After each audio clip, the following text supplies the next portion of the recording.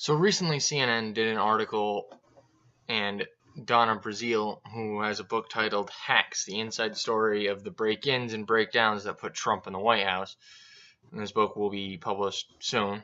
I have no idea what time frame, but anyway, regardless, she has released some excerpts from it. The funny part of this is while the DNC shafting Bernie was part of Trump's big success, and also the fact that Hillary Clinton was unbelievably corrupt, but that's another, story altogether. The funny part of this is I was wondering if in any way, shape, or form, if the DNC and Democrats in general are going to look at the other side of the reason why they lost the election, and that being, they lost touch with the average American person, the average blue-collar American worker who's sick and tired of their, constantly pushing the regressive left's agenda and constantly trying to inject identity politics and everything. But that's just me, and maybe I'm being a little too optimistic.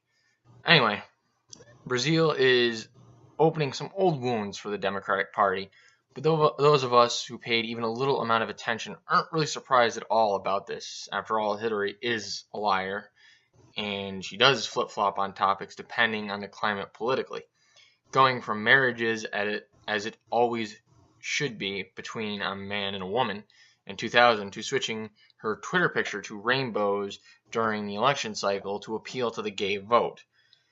Now, because of the gay community, or because she realized that was popular, it was exactly what she did.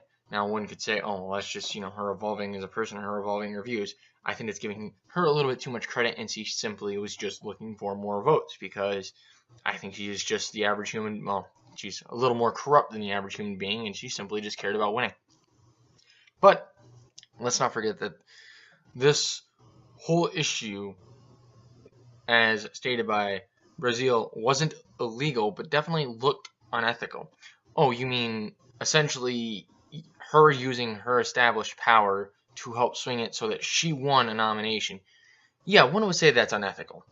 But recognizing it doesn't absolve Brazile or any other members of the DNC of all of their sins. But Brazile touches on this, stating that one campaign would not have control of the party before the voters had decided which one they wanted to lead, essentially stating that if it wasn't for Hillary Clinton essentially donating the most amount of money, she wouldn't have had an unfair advantage over Bernie Sanders, which I still do believe is not true, but I'll give her the benefit of the doubt as I have no evidence to the contrary. But now, in her own words, this compromised the party's integrity. So you were aware of Clinton's collusions, her actions, and her overall corruption, essentially bribing her way into the nomination, and you can only state that it compromised your party's integrity? Is that not including your seeming obsession with big government, identity politics, and borderline communism? Alas, I'm getting off topic. The article continues with comments from Jeffrey Weaver, Bernie's former campaign chair, stating that the campaign did see several instances where the DNC tipped the scales towards Hillary. Now, the thing here is, yeah, no fucking shit. But Bernie isn't free of his sins after all, with many accusations of him receiving bribes, though unconfirmed. It wouldn't surprise me that he did. I mean, politicians are people. They aren't infallible, and people do suffer from that common sin of greed, as we all do, regardless of how often we pretend to have convictions that are above other individuals. But actually, in my experience, they tend to be far more corrupt than your average citizen. But he also stated that the behavior the DNC engaged in was undemocratic and should never happen again.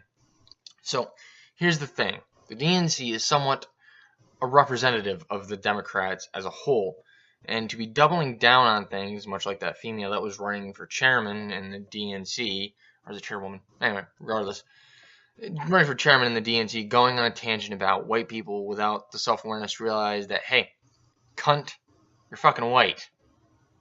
And also, it's fucking kind of racist, and part of the reason why you fucking lost. But, as always, I'll leave a link to the video in the description. But I digress. There's more to cover here. Now, this little section stands out to me because while the hilarity of a borderline socialist party not being able to fund themselves or manage their money, that hilarity aside, it also opens up a lot of answers as to why Hillary won the nomination. Beyond just she was corrupt, it was that she held the money. She bribed her way into the nomination. And it's funny because this is the same party who would obsess over wealth and how much the Republicans have, and how much it has to do with their corruption. While being behind closed doors, they are the same, essentially taking bribes and passing money from hand to hand to essentially dictate who wins and who loses. Essentially, the one with the biggest wallet usually wins. Also, in Hillary's case, she had a hell of a lot more push and pull when it came to politics because she's been in it for practically her entire fucking life. But this also opens up a discussion on why classical liberalism has become increasingly popular over mainstream liberalism. And that's basically people realize that the Democratic Party is just as, if not more corrupt than the Republican Party, who have their own sins. And this is also noticeable to anyone looking at how they praised Bush when he went after Trump, when back during the Iraq War times and 9/11 times, they were all aboard the bandwagon and calling him everything from corrupt to evil to, well, pretty much any number of the things that they call Trump now. But it's not that Bush had a change of heart. It's just that it's the reality that they just don't like Trump because he's a president and he's a Republican. When in all actuality, he was actually a liberal at one point in his life. That's irrelevant. Anyway, I'm rambling. Classical liberals, much like just about everyone else, not just about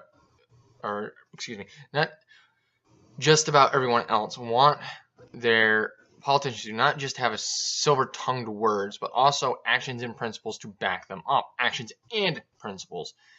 And that means that you stick to your principles. And if you're a party that, praises to raise the lower man and help, keep the rich in check, at the same time, dealing with bribes and large amounts of money and forcing a corrupt politician into, essentially vying for one of the highest, seats of public office, basically because, she gave you the most amount of money. That would be a principle that goes against the original principle that you stated to have, and that's the reason why you're losing such a following. Also, and the obsession with identity, and as I've mentioned before, the outright hypocrisy that is so pervasive in the Democratic Party will inevitably lead it to its collapse, as seen by their fundraising being just shy of half of the Republican Party. So I have an observation to make, and this may or may not be true, but I do believe that the Democrats have found themselves at an impasse, as have the Republicans.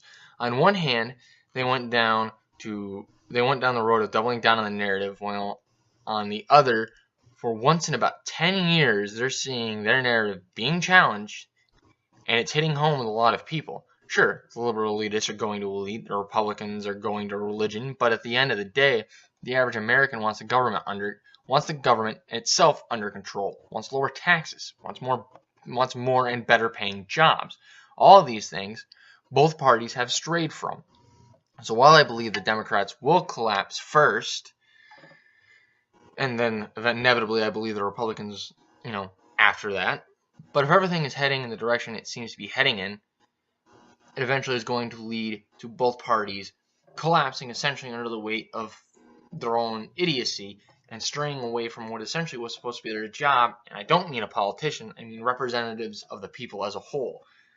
And then I could go off on an entire tirade about how I don't believe in career politicians, but that is a topic for another time. Anyway, that just about does it for this article, and I realized I wasn't ranting so much as I was going off on tirades about how, well, things are obvious. Hillary's corrupt. Eventually the bipartisan system is going to have to change and something's going to happen because, quite frankly, we can't have an election like 2016 every 4 years. Otherwise, this country is really going to be fucked. But, as always, I'm going to see you guys on Tuesday with a response video, and then I will see you guys again on Thursday with another rant. I hope you have a wonderful morning, afternoon, evening, and or night. Like and subscribe if you feel so compelled, and I will see glorious cunts on Tuesday.